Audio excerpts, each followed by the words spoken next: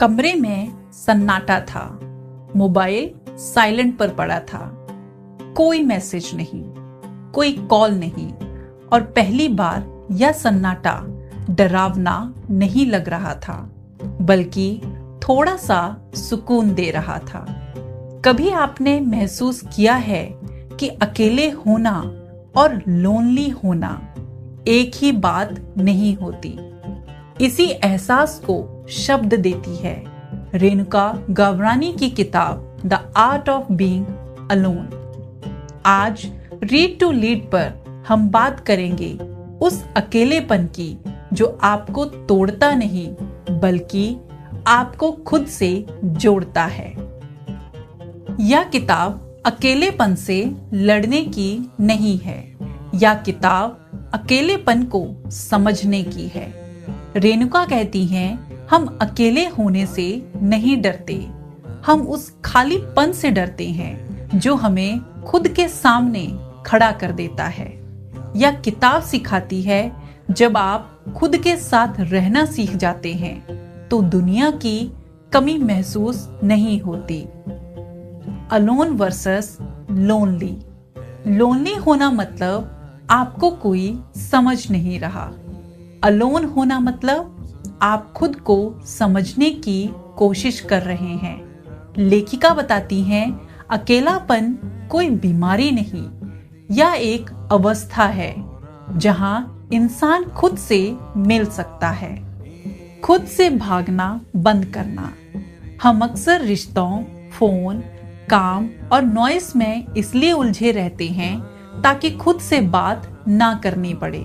लेकिन रेणुका बहुत सादगी से लिखती हैं, जो इंसान खुद से नहीं बैठ सकता वह किसी के साथ भी पूरी तरह खुश नहीं रह सकता। यह किताब बताती है, अकेलापन आपको आपकी दबी हुई भावनाओं से मिलवाता है। वही दर्द जिससे आप भागते रहे, वही सच्चाई जिसे आपने दबा दिया। अकेले होने का मतलब है अपने जख्मों को धीरे धीरे समझना। सेल्फ लव का असली अर्थ। सेल्फ लव मतलब एक्सपेंसिव चीजें नहीं, मतलब खुद को हर हाल में एक्सेप्ट करना है। रेणुका कहती हैं, जब आप खुद के साथ ईमानदार हो जाते हैं तो आपको किसी और की अप्रूवल की जरूरत नहीं रहती। छोड़ने की कला। कभी कभी लोग नहीं, उम्मीदें हमें दुख देती हैं। यह किताब सिखाती है, हर कोई आपकी कहानी का अंत तक हिस्सा नहीं होता, और यह स्वीकार कर लेना सबसे बड़ा साहस है। साइलेंस की ताकत। आज की दुनिया शोर से भरी है, लेकिन साइलेंस में सबसे साफ आवाज आपकी अपनी होती है। लेखिका कहती हैं, खामोशी से दोस्ती करना आत्मा को मजबूत बनाता है। Being alone is a skill. अकेले रहना कोई मजबूरी नहीं, यह एक स्किल है। जो लोग अकेले खुश रहना सीख जाते हैं, वे रिश्तों में भी डर के बजाय प्यार से जुड़ते हैं। किताब का सबसे गहरा संदेश। आप अधूरे नहीं हैं जो आपको किसी और की जरूरत पड़े। आप पूरे हैं, बस आपने खुद को ध्यान से नहीं सुना।